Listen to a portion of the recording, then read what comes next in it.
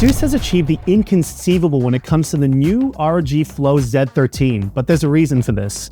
If you haven't already heard, AMD announced their newly released Strix Halo chiplet-designed Ryzen AI Max Plus 395 processor, which boasts an incredible amount of computing and graphical power. This achieved through the Zen 5 architecture of 16 cores and 32 threads, RDNA 3.5 compute units, and the massive amounts of unified quad channel memory that can be manually allocated, but we'll get to that part a little bit later in the video. Now, that out of the way, the ROG Flow Z13 has fully integrated this chip into its laptops, which means an insane output for gaming, creator, and AI performance, along with thin dimensions since they don't have to waste space for a discrete graphics card. Having a quick look at what you get inside the box, you'll be greeted with two main compartments. You can see they've decided to go with a cosmic theme look, and I'm all here for that. One will be the main tablet, and the other will be your power adapter and region plug. Opening up the main box, you'll get instant access to the tablet itself, and beneath that, you'll be greeted with some compartments for manuals. Honestly, looking at the tablet cosmetically, I can definitely see Robert Pattinson's Batman walking around with this. Having a full CNC milled lightweight aluminum chassis makes sure it looks sleek whilst also having practical effects like good heat dissipation, durability, and rigidity. They also didn't get lazy with the ports, coming with a 3.5mm combo audio jack, HDMI 2.1, USB 3.2 Gen 2 Type A port, two USB 4.0 Type-C ports, and a microSD card reader. Another interesting feature is a rear-facing 13-megapixel camera. Now, I'll be honest, I won't be able to fit this in my pocket for on-the-spot family photos, but it's a cool feature nonetheless. The screen itself is extremely high quality, boasting a gorgeous ROG Nebula Display with a 2.5K resolution, 180Hz refresh rate, and 100% DCI-P3 color space accuracy. Flipping to the back of the tablet, you'll be greeted with a few intake fans, along with a corner ROG logo and a see-through window with an RGB internal strip showing off a bit of the circuit board.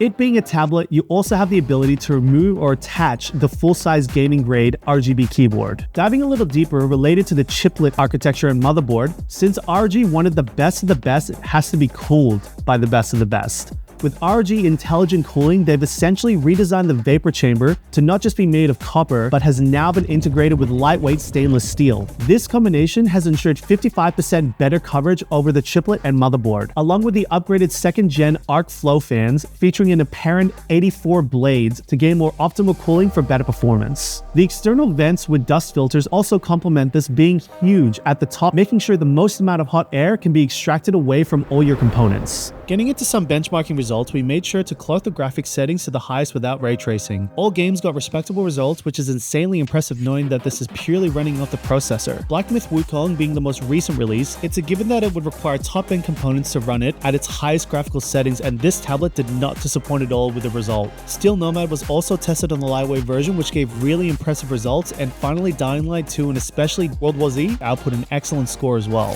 Getting into the software side of things, ASUS has added a couple of really useful features to ensure the best experience for any user. Pressing the Command Center button on the side launches the Screen Expert Command Center app, delivering instant control to change performance modes, access Armory Crate, custom shortcuts, and more with a single press. Long pressing on the button, however, pulls up Microsoft's Copilot.